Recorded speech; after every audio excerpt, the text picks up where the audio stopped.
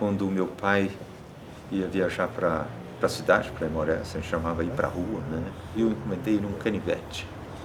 Então eu era pequenininho, e meu pai foi, voltou no outro dia. Quando chegou no outro dia com o meu canivete, olha que felicidade. E a partir daí eu acho que eu nunca deixei de ter um canivete. O canivete é um grande companheiro de viagem, inclusive é a definição de mineiro, né? Mineiro é todo aquele que tem um canivete que nasceu perto de um lugar. É bem meu caso. Eu falo que eu nasci em Aimorés, mas na realidade eu nasci num distrito de Aimorés chamado Conceição do Capim, no interior de Minas Gerais.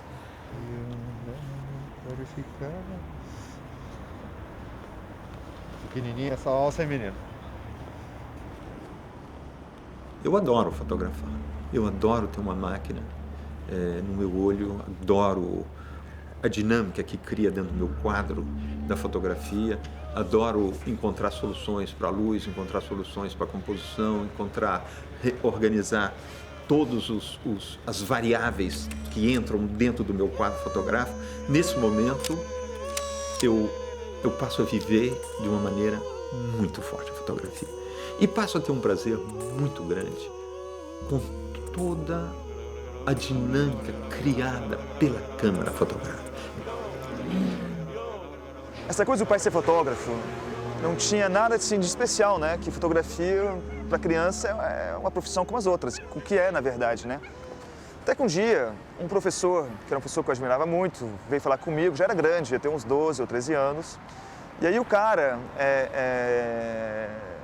chega pra mim, conversa, eu sabia que ele gostava de fotografia, e falei, olha, o meu pai tem uma foto que apareceu no Libération. O pessoal disse, que bom. Eu falei, não, mas é uma foto que apareceu no Libération, tá na capa do Libération. O cara tá na capa do Libération, mas peraí, qual é o nome do teu pai? Pô, é o Sebastião Salgado. Falou, o quê? O grande Salgado? É teu pai? Foi aí que eu realizei que o Tião tava bombando, né?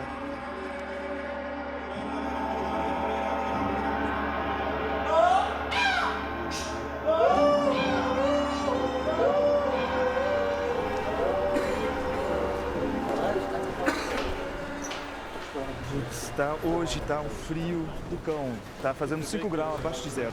Jura? O chato é o vento, né? Esse vento pega, que tá esfriando todo mundo aqui hoje.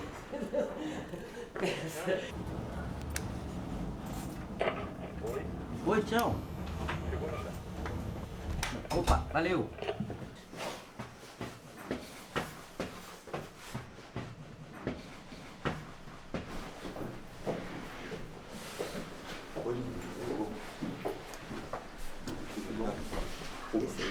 Como é que você tá, Jaca? Tudo legal? Tudo ótimo. Você também? Tudo bom, filho? Beleza. Onde você quer? Vamos lá? Vamos acender um pouco de luz. Aqui, né? Aqui, tem essa sala aqui. Tá vendo essa sala ali que não tem recuo, talvez, pra câmera?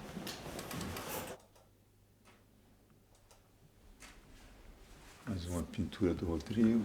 Aqui são fotos de um senhor que foi meu amigo, que eu gostei demais dele, um fotógrafo russo, chamado Dmitry Balterman. Dmitry talvez tenha sido o fotógrafo mais importante da Segunda Guerra Mundial. Ele foi fotógrafo do Exército Vermelho, e aqui são 2 fotografias que ele me deu, da Batalha de Moscou. Os alemães chegaram na periferia de Moscou. A linha de defesa dos alemães, dos russos contra os alemães seria dentro de Moscou hoje. Algumas fotografias de fotógrafos antigos latino-americanos. Essas 2 fotografias do Martin Chambe, algumas fotografias do Manuel Álvares Bravo e uma fotografia da Tina Modotti. A gente tem 35 fotografias da Tina Modotti, que a gente também faz parte dessa coleção que veio do México.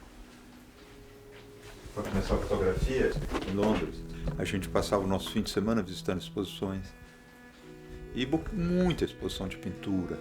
Eu gostava demais, gosto ainda hoje demais dos pintores tradicionais holandeses, né? E eu gostava muito da escola holandesa de pintura, das luzes da escola holandesa. E na realidade, se a gente olha bem os pintores da escola holandesa, eles têm um contorno de luz fabuloso, eles têm um efeito de luz de trás muito interessante. Eu tenho a impressão que me influenciou muito na maneira que desenvolveram a luz, e uma luz que coincidia muito com a luz que eu vi quando era criança lá no Vale do Rio Doce. Não é? Nós tínhamos luz forte, e o fato de eu ser muito branquinho, eu saía no sol, tinha que sair de chapéu, senão o meu nariz queimava e feria. Então a gente estava sempre meio na sombra. Então tudo que a gente olhava era da sombra para a luz. Então eu acho isso desenvolveu uma parte da minha fotografia que é interessante, esse domínio da luz contra a luz. E quase toda a minha fotografia é feita contra a luz.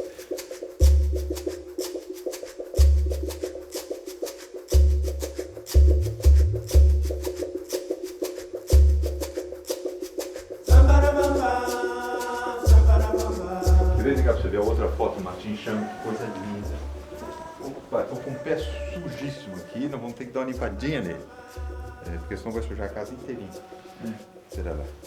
Deixa eu pegar aqui. No seu banco. Peraí, eu vou pegar um pano, vou botar aqui e todo mundo passa o pé em cima. Pronto, assim fica democrático. Lené, tá bem agasalhadinho? Tá, né? Sim, senhor, chefe. Chefe, é. De onde você sentiu frio? Pois é, por isso que hoje eu posso melhor. Você quer que eu amarre pra você na frente?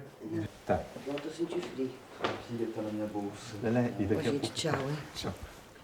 Daqui a pouco a gente se vê. Né? Tá. Que direitinho. Esse buraquinho, você tá com buraquinho.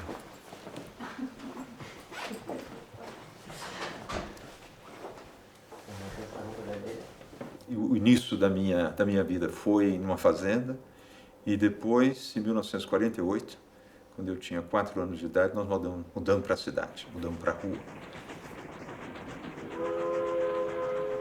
Porque eu tenho 7 irmãs e as minhas irmãs tinham que ir para a escola. Eu fiz escola primária, início da escola secundária em Emoresta e fui para Vitória depois, em 1960, para fazer o que a gente chamava na época o curso científico, que era a segunda parte da escola secundária. Então, para mim foi muito interessante eu sair de uma pequena cidade e ir para uma cidade bem maior, apesar de que Vitória é uma cidade relativamente pequena nos moldes de hoje, mas já era uma cidade de 120 mil habitantes e já tinha tudo, uma cidade grande, tinha sinal de tráfego, que eu conheci pela primeira vez, tinha telefone, que eu conheci pela primeira vez. Então, são essas coisas da vida moderna que foi chegando para mim também, que eu fui conhecendo. Fiz a faculdade em Vitória. Aí, quando eu conheci a Lélia, eu entrei no primeiro ano da faculdade, em 1964. Eu conheci a Lélia, a minha esposa de toda a minha vida. Nós começamos em 64, casamos em 67. E no início de 68, mês de janeiro de 68, nós mudamos para São Paulo, onde eu fui fazer um mestrado em economia e logo depois, em 69, nós viemos para a França.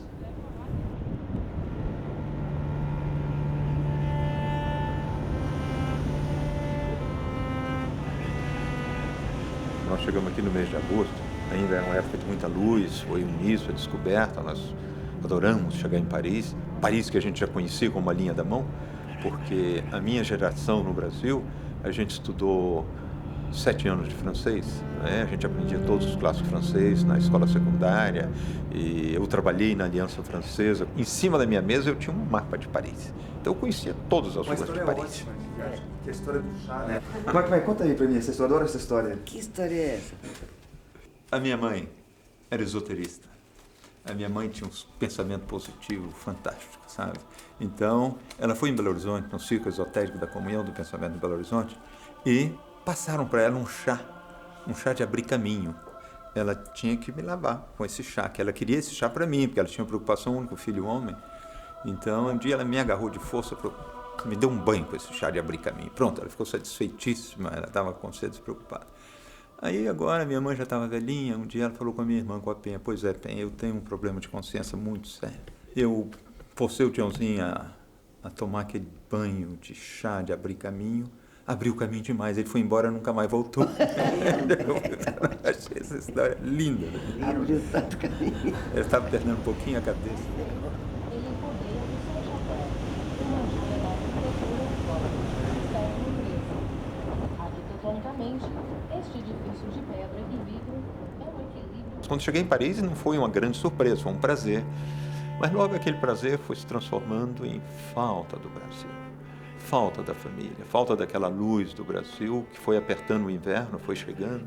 E quando chegou dezembro, o dia terminava às 3h30 da tarde e começava às 9h30 da manhã, sem luz, um frio, difícil.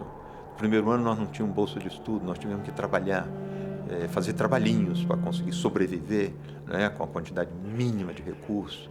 Uma repressão brutal no Brasil, que aí a repressão nesse momento estava difícil.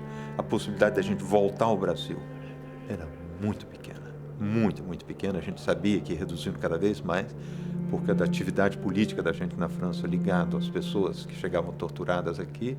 Então, a gente fez uma opção e foi, olha, foram momentos muito difíceis da nossa vida. Eu preparei a base de uma tese para um doutoramento em economia. Não defendi a tese, porque não sou doutor em economia, mas fiz toda a parte teórica do curso.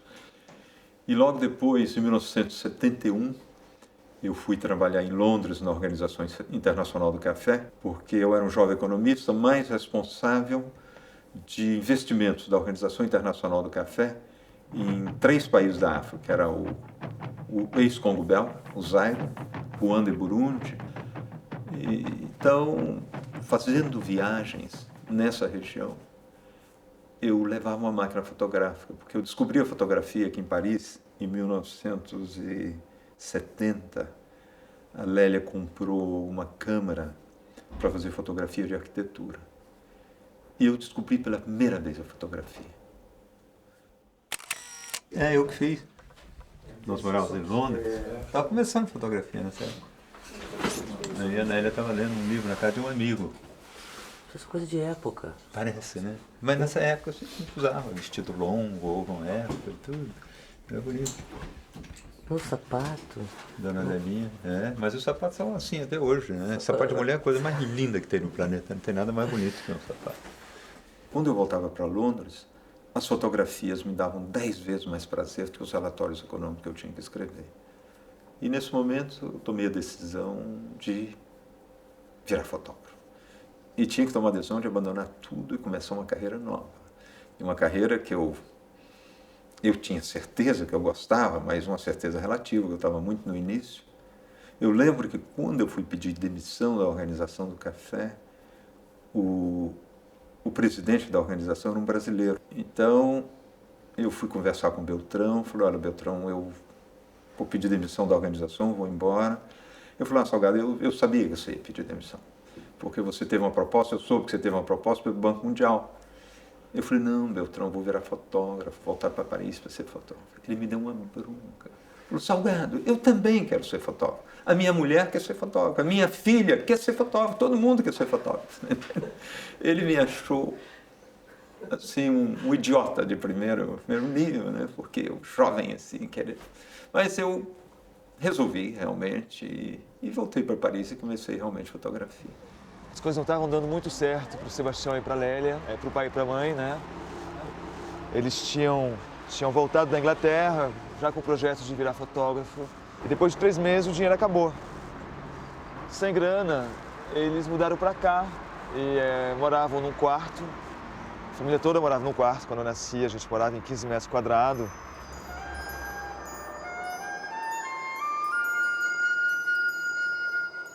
Eu não sabia que tipo de fotografia ia fazer. Eu tentei tudo. Eu fiz nu, fiz paisagem, fiz esporte. E um dia, sem saber por que, eu terminei fazendo fotografia realmente que eu fui preparado para fazer, fotografia social. Fotografia dos países em desenvolvimento. Eu comecei a viajar para a África e essa decisão eu não tomei de fazer, ela veio naturalmente. Eu fui freelancer nessa época. Que existia um grande número de revistas na França, a gente se apresentava, via o sumário da revista, o que eles precisavam, a gente ia fotografar. E assim foi, aos poucos eu fui viajando também para o Níger, fazer a fome no Níger, na Etiópia. E aos poucos eu fui ficando conhecido. E finalmente eu comecei a passar para as revistas maiores, como Parremat, como Newsweek.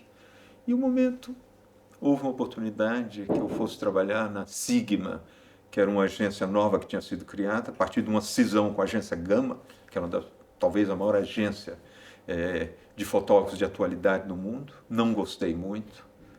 Aí passei imediatamente para a Gama, entrei na agência Gama, onde eu fiquei 4 anos.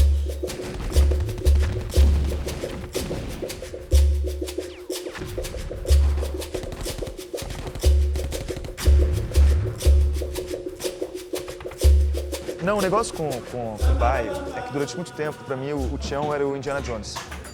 Não era o fato dele ser um fotógrafo que fazia fotos bonitas, isso não me tocou até pouco tempo. O que me tocava era o que ele fazia, né? Ele era o cara que ia cobrir conflito, que ia entrevistar, fazer foto de movimento de população no Tchad, em época de rebelião, e entrou ilegalmente na Etiópia. E aí ele foi raptado pelo movimento de guerrilha, desapareceu durante meses. Acabou voltando, sempre com histórias incríveis, de lugares que nunca ninguém vai, né? Então isso para mim que era o que eu admirava do Tião, né? Que era o fato dele ser capaz de ir nesses lugares todos que nunca ninguém ia e que era uma coisa muito heróica, né? Em 76, fiquei sem passaporte, eu não podia mais viajar. Eu não podia mais ir lugar nenhum, né? Eu só tinha que ficar parado aqui em Paris.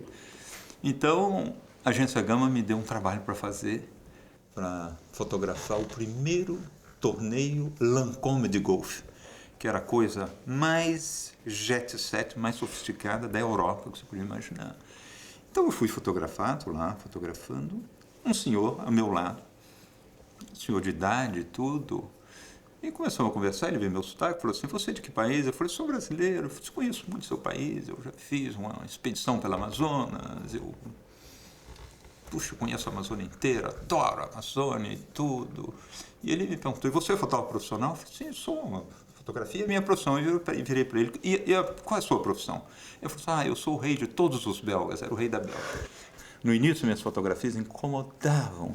Eu fazia uma foto, lembro do Ballesteros, que é um grande jogador espanhol, ele ia dar uma atacada, eu fiz uma foto, ele parou e olhou para mim assim, eu fui destruído ali, né? Mas depois que eu virei amigo do rei, qualquer um podia bater na bola, podia fazer foto, que não tinha problema. Então, eu fiz todo o torneio e tudo. E o último dia do torneio, tinha o Arnold Palmer, que era o maior jogador de golfe do planeta, um americano.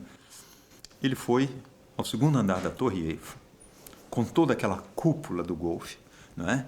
E colocaram uma bolinha num ponto, lá do segundo andar, ele deu uma tacada na bola, e onde a bola caiu, fizeram um monumento, ergueram um monumento ao golfe. Então, uma coisa assim.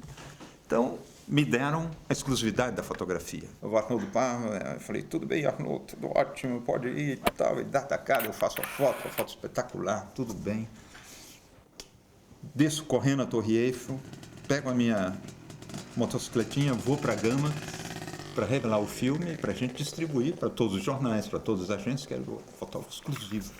Aí eu começo a rebobinar o meu filme, rebobinar, e não sentia aquele barulhinho que faz o filme quando você acaba de rebobinar. Falei, gente, tem um probleminha. Entrei na câmera escura, abro, não tinha filme na máquina. Eu não fiz nenhuma foto. E à noite, para fechar a grande festa, tinha uma recepção no maior restaurante de Paris, que é a Tour d'Argent, e eu convidado para trazer as fotografias, para mostrar e tudo. Eu tive que ir. Cheguei lá, do tamanho de um ratinho, sabe? Escondendo um pouco pelos cantos, não sabendo como ia chegar.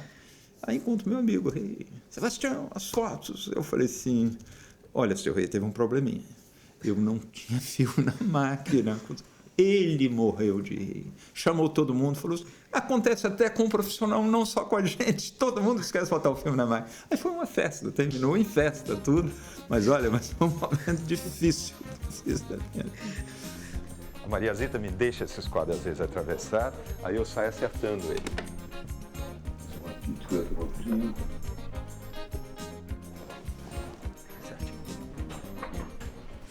desenhos do nosso filho, do Rodrigo, que o Rodrigo tem um síndrome de Down, mas o Rodrigo é também pintor. Ele pinta de uma maneira fantástica. Tem coisas fabulosas do Rodrigo. Eu acho que para todas as pessoas que têm um filho que tem um síndrome de Down, é difícil no início, né? E depois, a partir de um momento, você começa a ver que tem uma solução, sim. A solução é que não tem solução. Você tem que viver com o seu problema. É seu filho. A única coisa que você tem é afeto a dar e a receber, porque eles também dão mais do que recebem. E aí você passa a ter sua vida passa a ser uma vida normal, rica.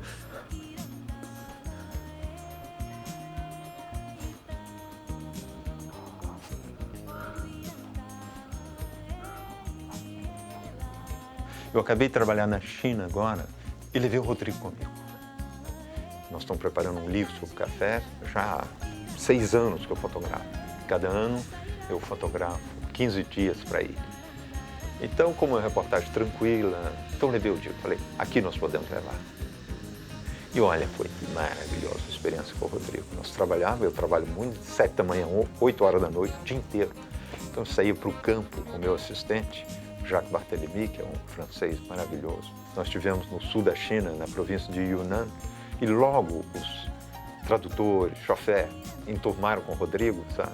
Você dá um pouquinho para o Rodrigo e te devolve 10 vezes mais em afeto. Olha, foi muito bem, foi uma viagem fantástica com meu filho.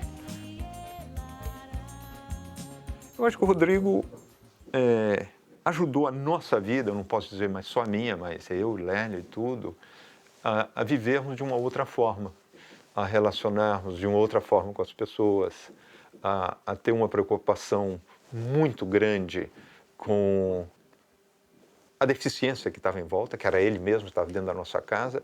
Então, possivelmente, essa convivência com o Rodrigo tenha me levado a uma prática de um trabalho social muito mais intenso. Exatamente na época eu comecei a fazer uns trabalhos com Médicos Sem Fronteira na África, que eu preparei vários livros sobre a fome, sobre crianças, sobre tudo. Então, eu acho que essa transformação da nossa vida levou a uma outra maneira de eu fazer a minha intervenção de fotografia. O Rodrigo ajudou muito. Aqui tem a foto do Eduardo Bubar, um grande amigo fotógrafo que hoje morreu. O Bubar já morreu tem uns 6, 7 anos. E nós fizemos uma troca de fotografias. Essa é uma foto feita na Holanda com muitos anos atrás, né? Muitos anos, só pode ter sido feito nos anos 50, com os canais totalmente gelados, tá vendo? Os barcos, os canais gelados na Holanda, no inverno também. Estão patinando. Vamos lá. Duas fotos do Cartier-Bresson. Uma foto que ele ofereceu para a Lelinha, para a Lélia e para mim.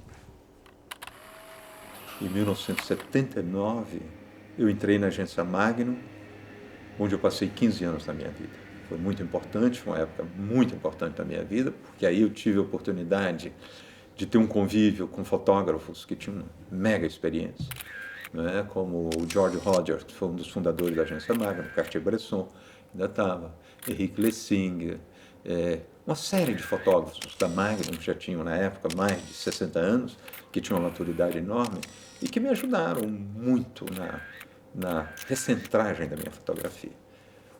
A Magnum, para mim, foi um lugar onde eu aprendi muito, mas em 1994, depois de 15 anos na Magnum, eu saí e nós criamos, junto com a Lélia, uma pequena agência de fotografias, que é a menor agência do mundo, porque só tem um fotógrafo, a Amazonas Imagem. Procissões dos principais pregos que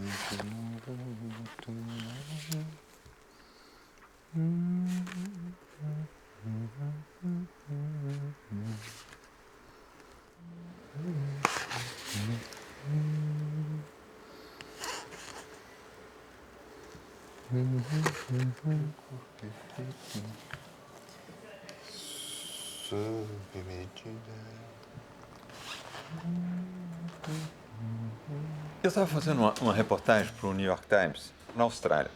E na volta da Austrália, eu queria voltar via Pacífico, né, via Califórnia, para os Estados Unidos. E quando eu cheguei em Nova York, um amigo que era o editor de fotografia do New York Times Magazine me pediu para fazer uma história sobre os 100 primeiros dias do Reagan. Ele queria que eu fotografasse. Eu cheguei na Casa Branca numa sexta-feira. No sábado, eles me ajudaram, fiz toda a formalidade. No domingo, eu já fotografei o Reagan, que saiu especialmente para as fotografias. Mas na segunda-feira, ele tinha que fazer uma conferência para os presidentes das empresas de indústria de construção americana no Hotel Hilton de Washington. E quando eu me apresentei ao pessoal da Casa Branca, falei, olha, eu tenho que ir. Ele falou, olha, Salgado, a sua credencial para a Casa Branca, tem problema nenhum aqui, você pode fazer tudo. Agora, fora da Casa Branca, não depende da gente. Eu insisti, falou, olha, vamos te dar um agente de segurança. Vamos te dar um agente do FBI, que você vai junto. Eu falei, então, vamos embora. Ele falou assim, olha, mas você tem que ir no carro da segurança. Aí me botaram dentro de um caminhão desses fechados, um baú, né? E lá dentro devia ter uns 20 ou 30 agentes de segurança. E foi muito engraçado, que eles gozaram da minha cara, né? Meu sotaque brasileiro, de falar inglês, aquela coisa. E chegamos na Casa Branca com o meu agente, o Reagan estava falando, e eu fotografando. E nessa época eu estava fotografando em cor, não era uma reportagem preto e branco. Eu queria fazer uma foto dele na saída do hotel. Ele falou, só você corre, passando dentro do hotel. Eu falei, vamos embora. Aí saí correndo. Aí, quando eu cheguei na porta do hotel, eu vi o presidente já saindo. Eu tinha uma Leica, uma M5 com uma lente de 50mm. Eu coloquei no olho para fazer a fotografia e eu escutei os tiros. Eu falei, está acontecendo alguma coisa de grave. Mas eu estava correndo, eu continuei. E todos aqueles agentes que estavam fazendo segurança eram meus colegas do caminhão, que estavam gostando de mim. Então eles me conheciam, me deixaram entrar. Eu entrei no círculo do atentado.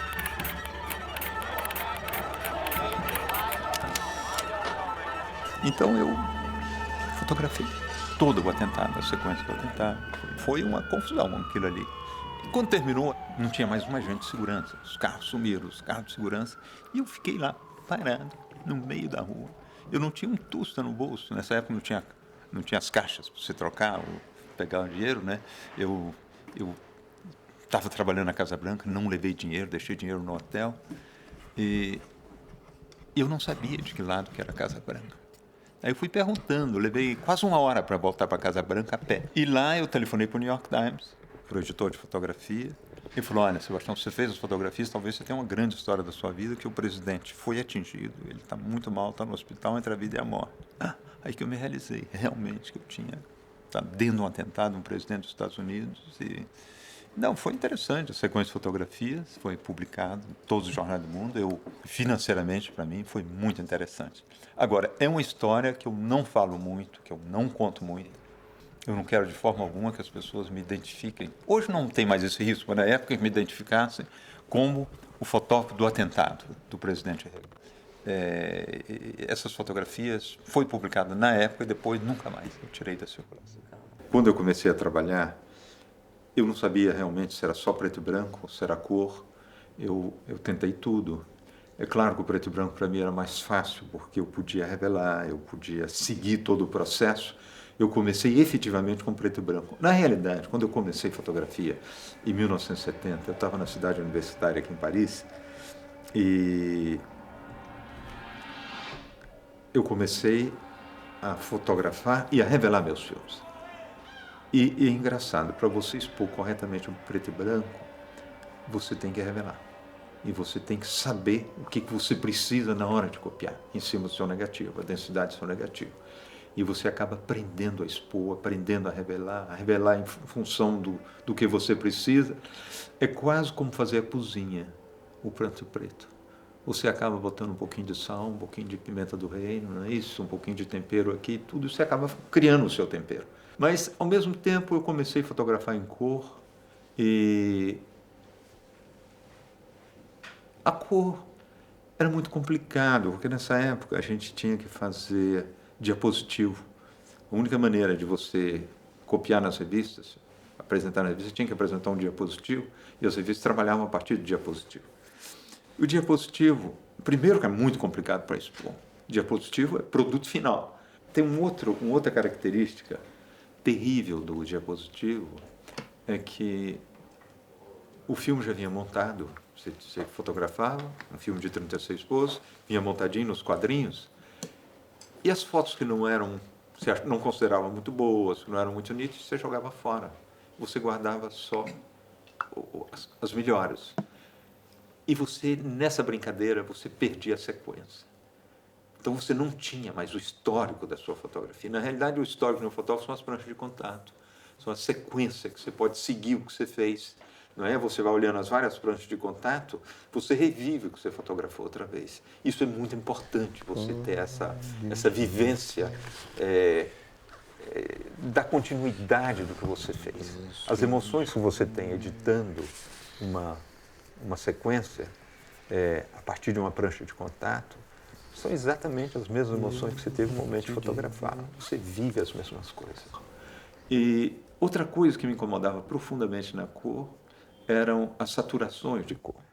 Eu tinha, por exemplo, um vermelho que era profundamente vermelho, um azul que era profundamente azul, e quando eu olhava uma foto que eu achava bonita, mas eu só olhava para o profundamente vermelho, para o profundamente azul, eu não tinha aquela gama de cinza que o preto e branco me dava, que na realidade o preto e branco é uma abstração, mas naquela abstração eu conseguia sentir todas as gamas de cor e ao mesmo tempo me abstrair das cores, me concentrar no tema que eu estava fotografando, na dignidade das pessoas, não é isso? No olhar. Eu conseguia me concentrar totalmente, dando um pouco mais de cinza, um pouco mais de preto, um pouco mais de branco, concentrar no tema principal que me interessava, no esporte da fotografia, o que a cor não me permitia. Então, aos poucos, eu fui abandonando a cor. Eu era obrigado a fazer quando eu estava nas agências de imprensa, porque nessa época a gente tinha que fotografar cor e preto e branco. Eu tinha duas câmeras com a mesma lente. Eu fotografava cor e fotografava preto e branco. O que hoje eu lembro de fotografias geniais, mas estavam no lado da cor. E que eu perdi, quer dizer, aquele momento decisivo, às vezes acontecia com uma câmera, às vezes acontecia com outra. Então eu perdi pelo menos 50% das oportunidades fotográficas por causa da cor. Eu só pude viver exclusivamente do meu preto e branco no final dos anos 80. Eu lembro que a última reportagem em cor que eu fiz foi em 1987, o aniversário da Revolução Russa em Moscou. Foi a última reportagem que eu fiz para a Life Magazine, em Moscou. E, a partir daí, eu fotografei exclusivamente preto e branco.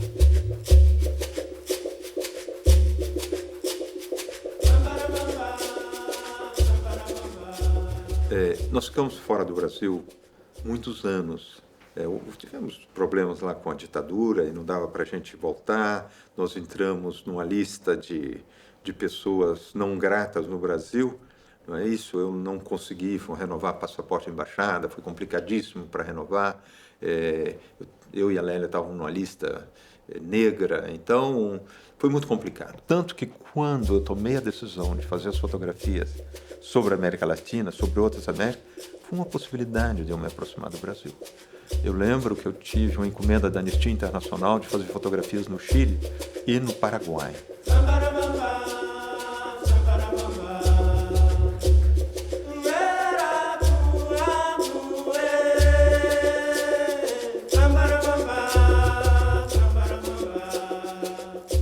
Foram fotografias muito difíceis para mim, porque se eu fosse preso no Chile, que já na época do Pinochet, ou se fosse preso no Paraguai, eu seria enviado de volta ao Brasil.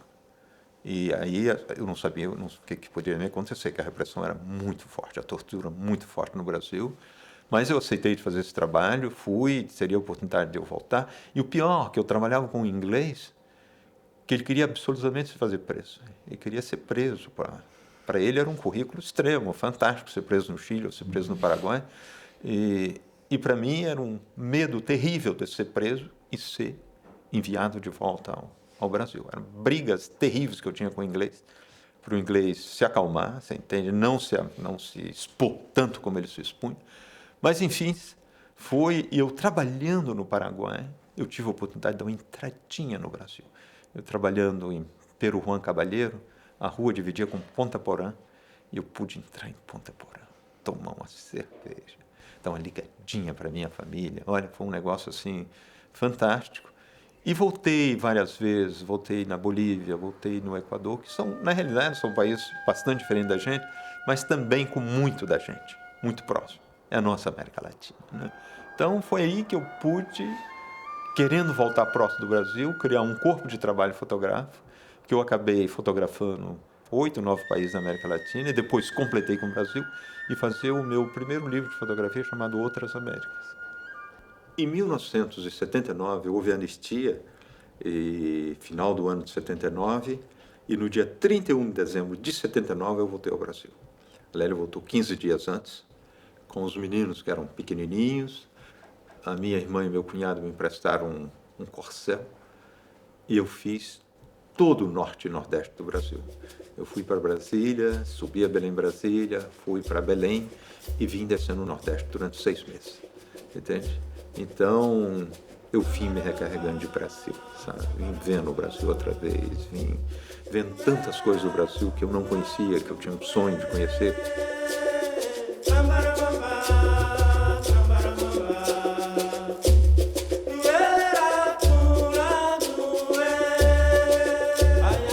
Isso foi a conclusão do meu livro Outras Américas, que eu comecei trabalhando no Equador, Bolívia, e fui trabalhando em volta, Paraguai e tudo, e consegui a conclusão no Brasil. A partir dessa época, então, eu pude entrar, fotografar no Brasil.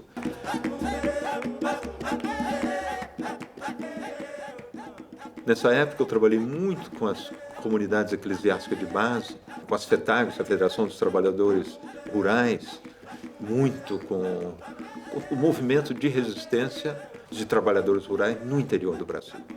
Tanto que eu pude fazer um livro depois com o Movimento dos Trabalhadores Sem Terra, em 1996, onde eu utilizei muito dessas fotografias. O movimento não existia ainda nessa época, mas a base do movimento nasceu nessa época.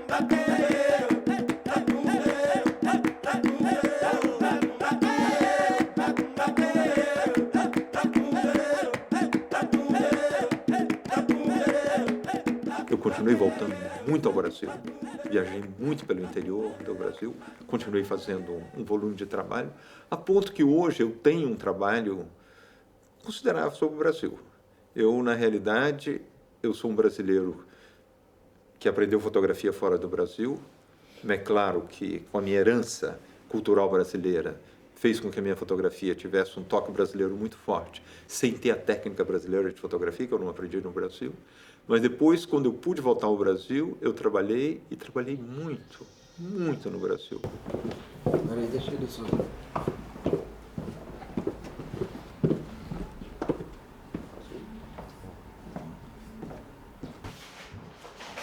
Je crois que c'est celle-là devant. Mais qu'est-ce que tu en penses? Françoise, oui, prenons ça de droite, mais regardons, on a 2 ou 3 encore. Regarde, ça c'est magnifique. C'est très très beau ça. Avec la lumière là, tu vois. Voilà. Elle touche Les rideaux de avec des pluie. points. Voilà, et elle touche avec des points de lumière. points de Donc, lumière, elle tu vois. devient éclairée, là. Elle devient éclairée. Attends, on a une troisième. On a une 4e même. Oh, là c'est beau aussi. C'est beau aussi. Ça c'est très bien dessiné. Tu vois qu'il fait un angle là de lumière là-dedans. C'est pas mal comme imagem. Às vezes você chega numa realidade, chega num ambiente, e à medida que você começa a fotografar, você começa a provocar uma dinâmica diferente. Aos poucos, as pessoas começam a se integrar com a câmera, com você, e a partir de um momento, se são 5 pessoas, são 10, são 50, às vezes 100 pessoas, estão todas ligadas ao seu movimento de fotógrafo, à sua fotografia, à sua aproximação delas. Aí você começa a ter uma integração total, uma autorização de todos para fotografar, entende? De entrar. Existe uma mágica criada com a lente. Então, o ato de fotografar é um ato muito forte. É um ato que, na realidade, não é só o fotógrafo que faz a fotografia. São as pessoas fotografadas também que te oferecem muito do que você faz. É essa relação que você mantém, que elas te dão mais ou te dão menos. Entende? Então, é uma coisa interessante.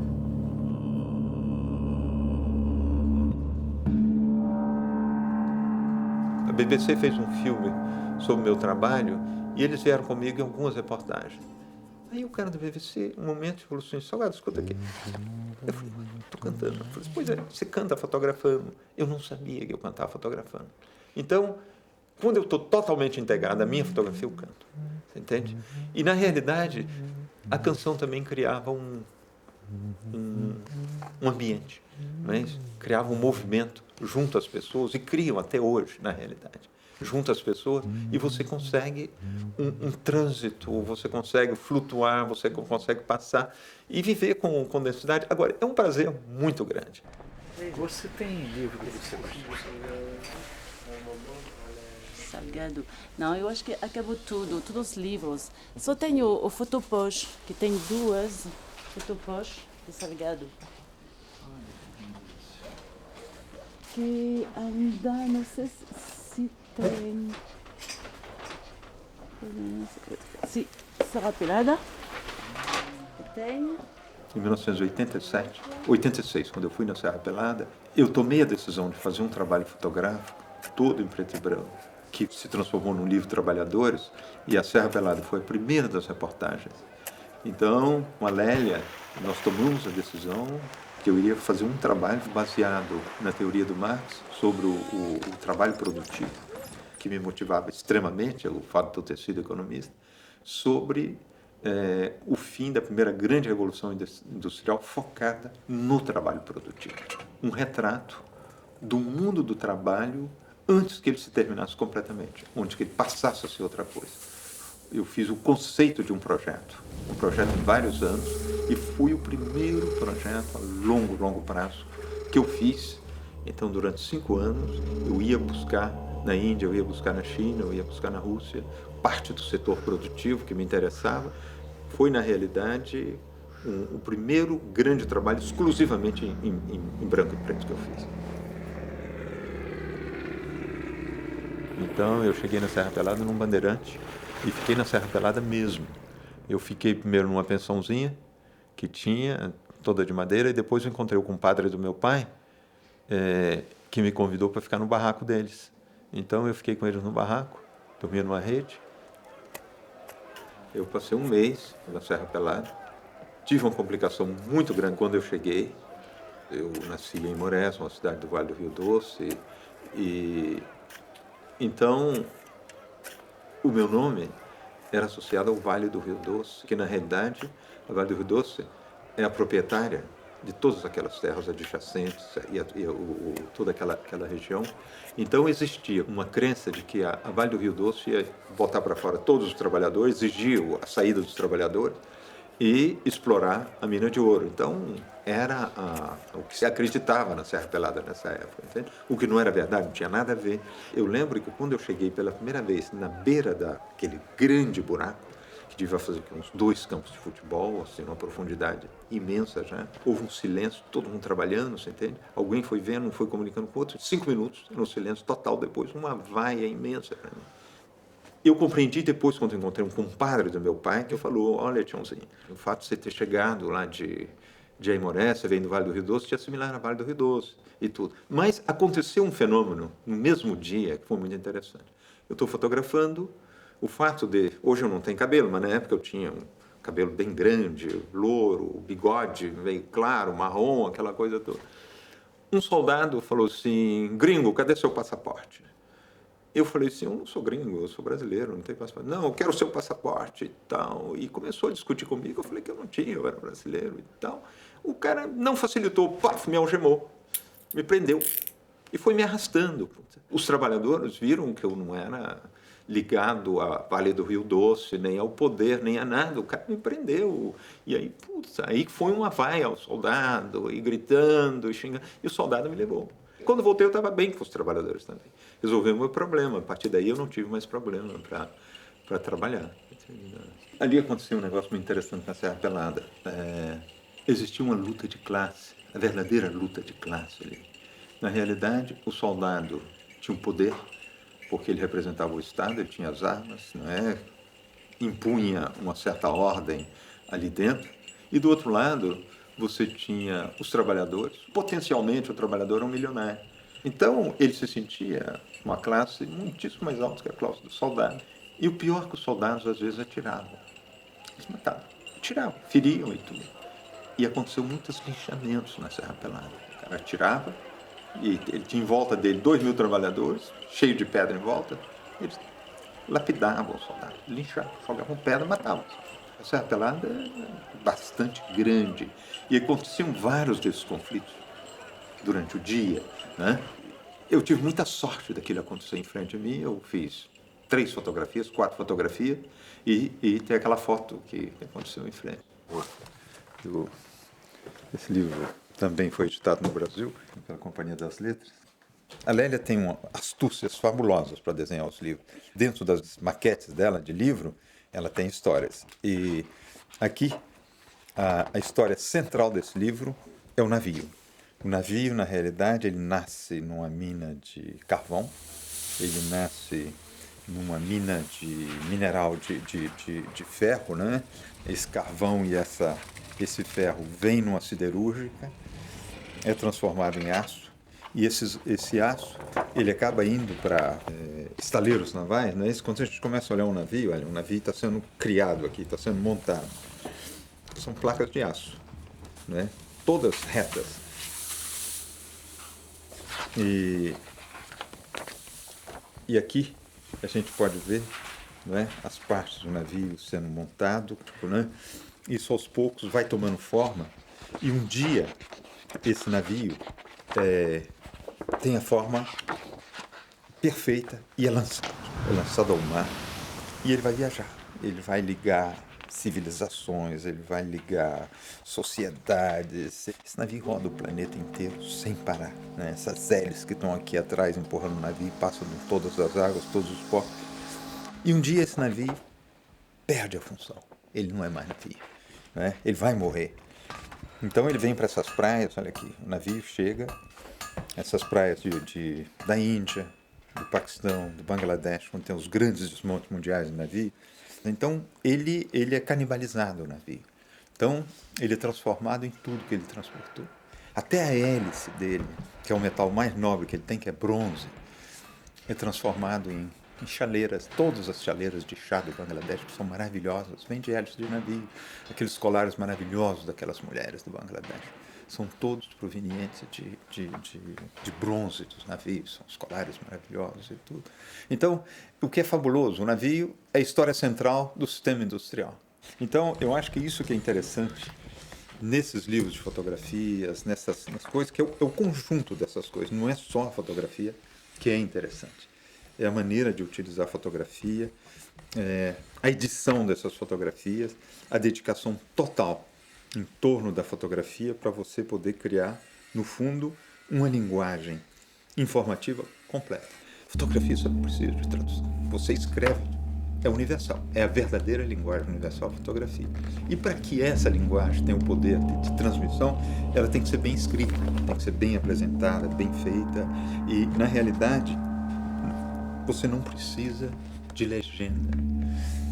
Fazendo Trabalhadores, a gente começou a ver que, na realidade, essa transformação tinha sido provocada por uma enorme revolução no mundo, uma reorganização do sistema produtivo planetário, que começou a criar concentrações industriais. Por exemplo, a gente vê no Brasil, São Paulo passou a ser uma das grandes concentrações industriais de toda a América, não só da América do Sul, mas de toda a América. Aquilo provocou uma deformação brutal no Brasil, um abandono, um êxodo de populações inteiras do Nordeste que desciam para trabalhar em São Paulo, do interior de São Paulo. Então, uma cidade que tinha 3 milhões de habitantes até nos anos 70, passou a ter mais de 15 milhões de habitantes de um momento para outro, né? Todo provocado por essa concentração. Isso foi verdade em Istambul, verdade na Índia, em Bombaim, em Nova Delhi, verdade em Xangai, verdade em todos os lugares.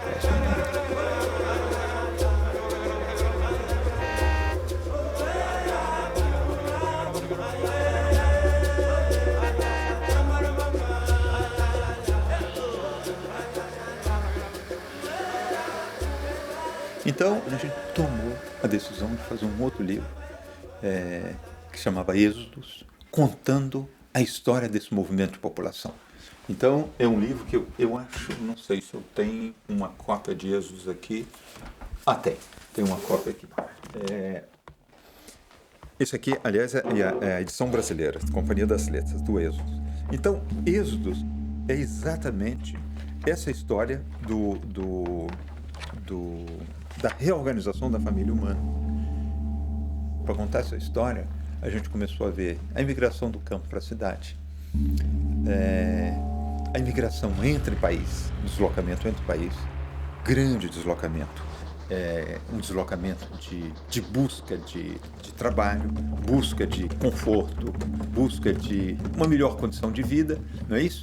Os trabalhadores deslocando da África para a Europa, da América Latina para a América do Norte, de parte da América Latina para o Brasil, imigração de bolivianos, na Ásia, do Vietnã em direção a Hong Kong e por aí afora. Fui aí. E também uma parte do deslocamento em função de guerras. Então, durante 7 anos, eu rodei no mundo fotografando esses deslocamentos de população que criamos o livro Êxodos.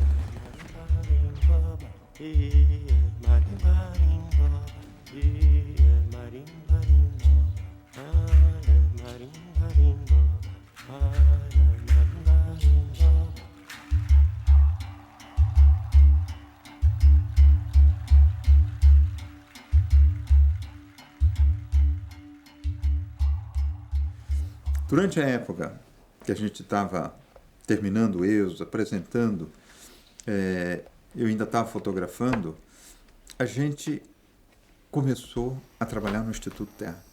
A gente comprou a fazenda que foi dos meus pais, no interior de Minas Gerais, e eu sou o único filho homem, tenho 7 irmãos, e meus pais queriam vender, mas vender para mim, o único homem, para a gente, para a terra ficar na família. Então nós chegamos, vimos aquela fazenda completamente degradada. O que nós vamos fazer dessa terra? E a Lélia teve a ideia da gente replantar a floresta que estava lá. Hoje nós estamos com 2 milhões de árvores plantadas. Sebastião Salgado e Lélia Vanik Salgado fundaram o Instituto Terra há 14 anos. Desde então se dedicam à proteção da Mata Atlântica. O Instituto Terra promoveu o reflorestamento de quase 6 mil hectares de Mata Atlântica em áreas desmatadas e viabilizou o plantio de mais de 2 milhões de mudas de árvores. Chamamos aqui então para receber o Prêmio os senhores Sebastião Salgado e Lélia Vanik, criadores do Instituto Terra. Bem-vindos. Parabéns.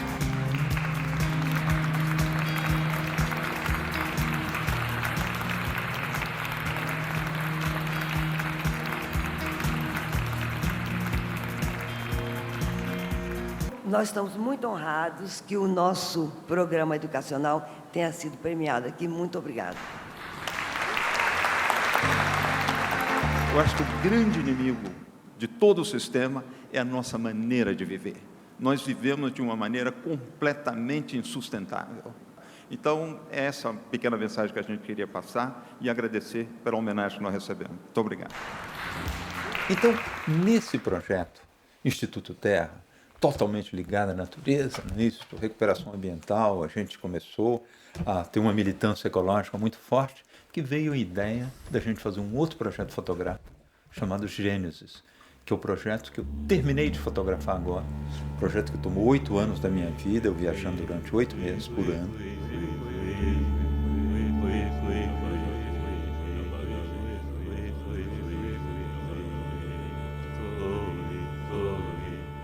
Consegui um conjunto de fotografias mostrando que ainda metade do planeta vive no dia do Gênesis.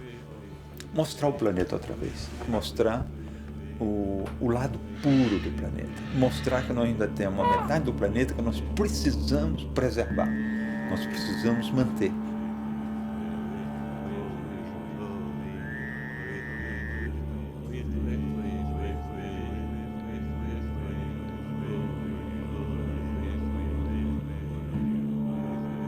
Agora, o sucesso foi maravilhoso, porque nós chegamos na base da FUNAI, ficamos uma noite e no outro dia de manhã já tinha um grupo de Zoé que foi me levar para uma aldeia. E aí nós fomos eles têm umas 9 ou 10 aldeias, pequenininhos, os Zoiés, o grupo todo dos Zoiés são 270 pessoas. E composto por 8 ou 9 aldeias. E nós fomos de aldeia em aldeia, você entende? Em cada aldeia eu integrava, vivia a vida deles. Eles comem em função da safra. Então, época de macaco, come macaco, época de porco do mato, come porco do mato, época de peixe, come peixe. Então, era época de macaco, então era muito interessante. O cara escutava um macaco gritar de um lado pela manhã, ali. Eu falei, quanto tempo, tá ali? O cara botava a mão assim, eu falei, que hora que a gente sai, que hora que a gente chega lá? O cara mostrava assim, o sol, fazia assim, aí eu compreendia, pô. A gente saía às 5 da manhã, tive que chegar às 9. Entende? Eram 4 horas de marcha para chegar nos macacos. Então, e andar com índio no mato não é brincadeira, não. A gente anda mesmo, né? E anda com prazer, e tudo. Mas você acaba se adaptando também, andando igual índio. Então, mas aí passa a ser sua vida também, né? Passa aí, você rodar, andar buscar, viver.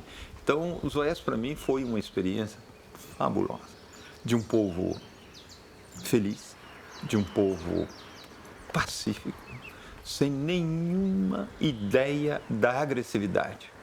Caçadores exímios, eles vivem ligado àquela floresta, ligado à água, ligado à terra, ligado às folhas, ligado a tudo da floresta, como se fosse a pele deles mesmo, sabe? Tem uma simbiose total. Então, quando você vive isso em grupo, é de uma força, de uma beleza, é uma coisa fantástica. Então, isso é muito interessante, esse convívio. Com os Zoiés, para mim, foi uma riqueza imensa, imensa. Foi com os Zoiés que eu tive uma noção de paraíso, realmente paraíso.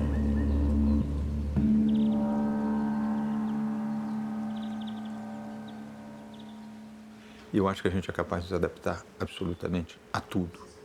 A gente saindo de uma condição de vida ultra sofisticada, protegida, se você quiser, você é capaz de se adaptar a uma vida completamente ao oposto e relativamente rápido. Mas se você fazer fotografia, eu acho, para você que as fotografias têm um certo significado, você precisa dessa adaptação. Depois de uma semana já é a sua casa, não é isso? Aquelas pessoas já são da sua relação, aquele ar já é o seu, aquela água já é sua, você já volta para aquela comidinha que alguém já está fazendo, aqueles cheiros já são mais ou menos seus, você se identifica, aquilo tudo passa a ser sua casa. Eu lembro que o ano passado nós passamos, eu passei com o Juliano, na ilha de Wrangel, que é uma ilha que está bem no norte do planeta, lá já dentro do Círculo Polar Ártico. Uma ilha difícil, linda, mas um frio infernal. E nós fomos no verão. Mas estava em torno de -5, mas com um vento, aquele vento entrava para todo lado. Fomos fotografar morse, fotografar urso polar, perigoso. Na realidade, a gente acabou dentro de um container,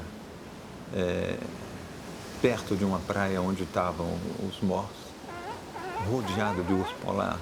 Perigosíssimo. Para você fazer um pipi, tinha que sair com um guarda-parque atrás de você, com uma espingarda. Não é que ele ia atirar nos ursos, mas ele tem bala de borracha. A gente botava fogo naquela lareirazinha, né? Naquele aquecedorzinho, levava madeira, cortava e enfiava ali dentro. E aquilo ali que aquecia a gente, que fazia comida. Dava um vento, a fumaça voltava toda para trás no tubo daquele negócio, enchia aquele negócio de fumaça. Olha, era um inferno aquele troço. Dormia mal, entende, gente? Comia mal. Mas 4, 5 dias depois, era a sua casa. Você já voltava para dentro daquilo com um prazer grande de voltar, sabe? Era um conforto de voltar para dentro daquele buraco.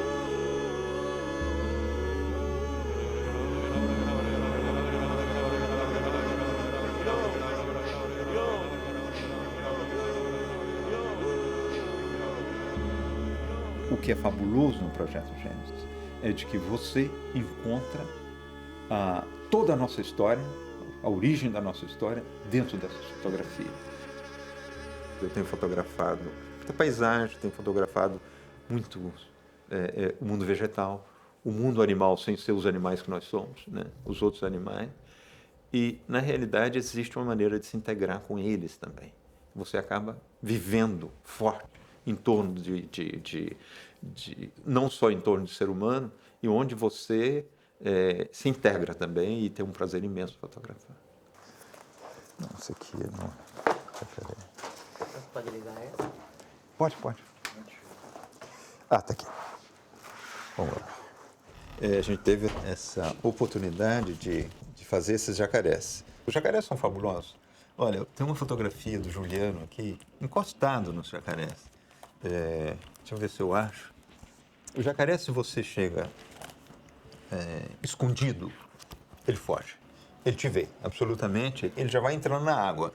Então você tem que chegar mais ou menos aberto. De preferência, se colocar de joelho, para chegar mais ou menos na altura dele, para ele não ter medo de você. Você está muito alto em relação... Deixa eu ver se eu acho essa foto do Juliano, que é uma foto interessante, para você ver a distância que a gente pode chegar do jacaré. Olha o Juliano. Tá vendo? Ele chega pertinho do jacaré, sabe? O jacaré, olha a distância daqui do jacaré, deve estar um metro do rabo desse jacaré. Ele está aqui, mas você tem que vir na altura, você vem como um jacaré. Você vem deitado, você vem rastejando, você vem aproximando do jacaré e você aproxima e ele está te olhando, sabe? Ele fica curiosíssimo. Às vezes chega até a aproximar um pouquinho mais para te ver mais de perto. Você está vendo, ele também vem te ver. Você entende? Então, é um livro bastante grande, um livro de 740 páginas, um livro que terá 50 centímetros por 70. Mais aberto passa a ter 1 metro por 70. Então, aqui é a sequência que a Lélia montou das fotografias que vão no livro. Isso aqui é foto feita na Antártica. Essa foto aqui também é muito impressionante. Isso aqui é um parque nacional americano, muito, muito, muito bonito. Eu tive uma sorte, eu peguei uma tempestade de neve aqui, deu umas coisas fantásticas. Essa outra aqui é feita no Canadá, parque de glaciares no Canadá, interessante. Essa aqui nas Ilhas Sandwich do Sul.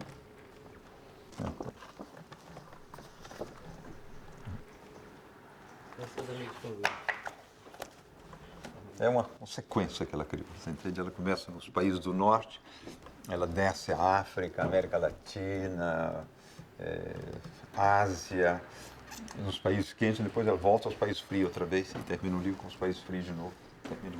Começa um pouco com os países do sul, os países frios do sul, entra e depois termina com os países Volta muito.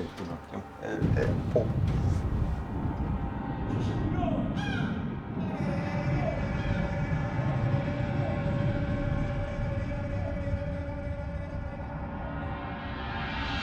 Então, durante 8 anos que eu fiz esse projeto, que eu fotografei, eu tive um grupo de revistas que me seguiram, publicando em 7 ou 8 países diferentes e que permitiu a gente obter os fundos para a fotografia. Nós tivemos também um sponsor brasileiro para esse projeto, que é a Companhia Vale do Rio Doce, a Vale, e que participou no financiamento das reportagens e vai ser o nosso sponsor para as exposições no mundo inteiro.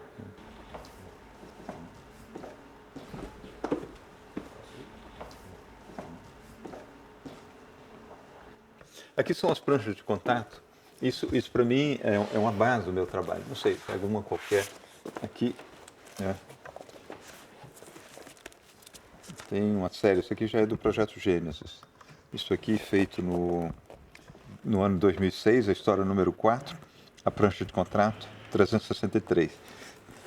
Então, aqui, todas essas fotografias que estão marcadas em vermelho, eu copiei. Essas fotografias foram editadas, né? E depois, aí vocês pegam aqui, nessas caixinhas, aqui eu tenho todas essas fotografias estão aqui, né? Foram copiadas e essas são minhas cópias de leitura, são a minha referência do meu trabalho. Eu devo ter, aqui cada caixa dessa tem mais ou menos entre 2.500 e 3.000 fotos. Cada caixa dessa aqui. Eu devo ter aqui em torno de entre 400 e 500 mil fotografias copiadas. Embaixo estão os filmes da época que eu ainda trabalhava com filme, o que não tem muito tempo nada, porque eu parei de trabalhar com filme há 3 anos e meio só. Aqui eu tenho todos os meus filmes. Estão todos aqui dentro dessas caixas aqui, olha. Esse aqui foi realizado em 1989, a história número 1, o filme 196. Então, aí estão todos os meus filmes, você pega uma caixa atrás da outra, são todos hiper organizados, todos aqui dentro. Então, o digital para mim mudou muita coisa e mudou ao mesmo tempo, muito pouca coisa. Na realidade, é muito mais fácil para mim hoje fotografar com digital. Quando eu viajava com a câmera de filme no início do Projeto Gênesis, eu levava na mão entre 28 e 30 quilos, porque eu tinha que levar 600 rolos de filme, que era uma quantidade razoável de filme, que se eu fosse para algum local e ficasse bastante tempo, eu tinha que ter filme. Então era uma briga todas as viagens. Primeiro, com a segurança no aeroporto, para não passar no raio-x. Olha, eu era a primeira pessoa a estar na fila para entrar no avião, porque tinham que verificar meus filmes. E na realidade eu era o último a entrar no avião. Até eu tirar aquelas películas todas, verificar uma por uma na mão, era uma tensão permanente. Então, isso me facilitou muito a vida, porque hoje, numa caixinha que pesa menos de 1 quilo, eu levo muito mais material do que isso, você entende? Hoje eu levo tudo na mão, como todo mundo, eu passei a ser um cidadão normal outra vez.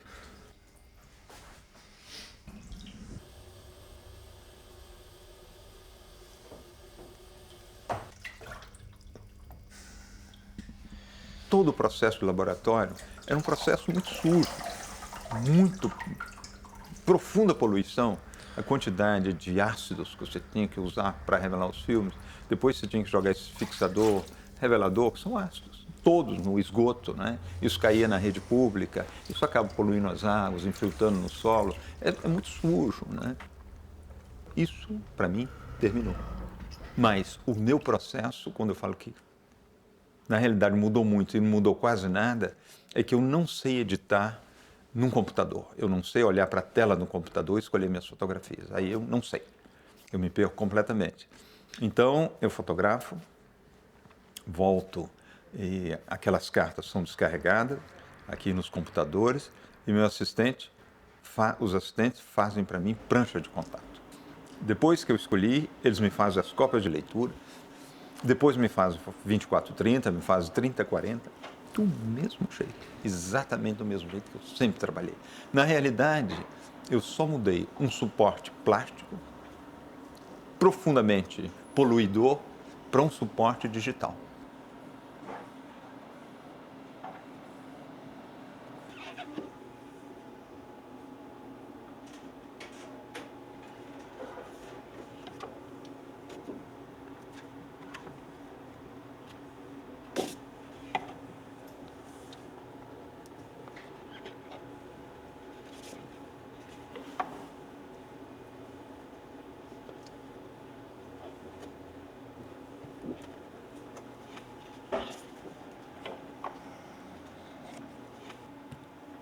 Nós vamos copiar umas 400, mais ou menos, no Pantanal, para depois selecionar daqui umas 20. E na exposição vai para quantas? Umas 5. Mas para essas 5 fotos é um trabalho de quanto tempo? Isso aqui uns 40 dias no Pantanal. Isso aqui são as montanhas de arenita que tem na Serra do Amolar, no fundo do Pantanal. A partir de logo depois daqui já é Bolívia. Que é o Parque Nacional do Pantanal. Até aqui.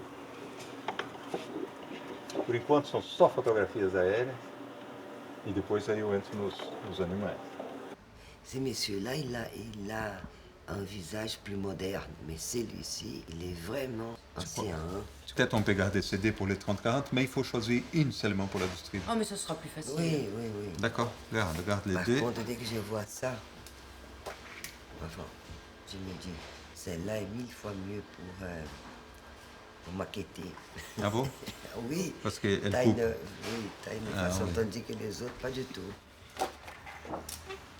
C'est très joli. Tu vois, mais c'est les fonds, comme il y avait beaucoup de soleil.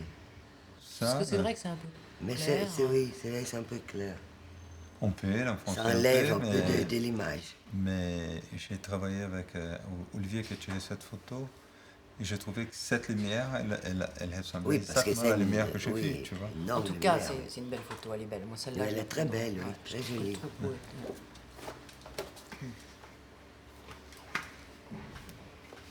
Je trouve très beau ce rayon de lumière. Là aussi, il y en a plein. Et toi, François, c'est trop la même chose. Moi, c'est le gamin qui me ferait déterminer, parce que je trouve que ça, c'est très très beau, effectivement. Le petit, là, comment est, ou la petite, là, comment... C'est un petit, c'est un garçon. Un garçon. J'aime beaucoup la pointe des capes qui monte aussi. Il ferme bien la Montre comment photo. il est à droite. Et voilà, Moi, je crois c'est que je joli, préfère là. là c'est joli. Pense. Je préfère ça. Voilà. Moi, j'aime Même sa beaucoup la pose à tête lui, aussi. La ouais. tête ici. Ouais. Il est plus penché. Ouais.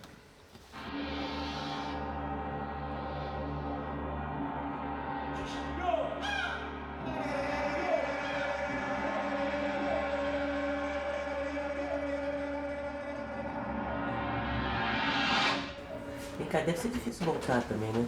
Você fica tão integrado que volta. Não é difícil voltar, não. Na realidade, você volta para sua tribo. Não é? Aqui é minha tribo.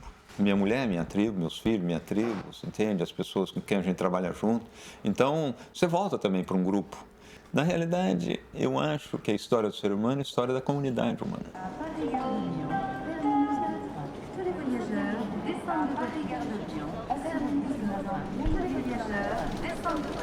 Tá lá o Flávio. You've now arrived in Paris-Gare Terminal Station.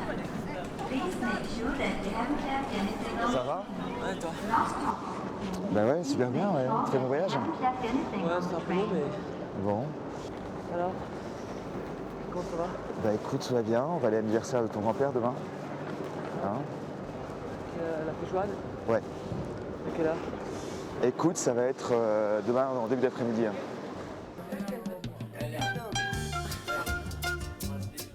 Os meus livros, as minhas exposições, foi a Lélia que desenhou, foi a Lélia que fez. Então, na realidade, não é só mais a minha vida, é a nossa vida.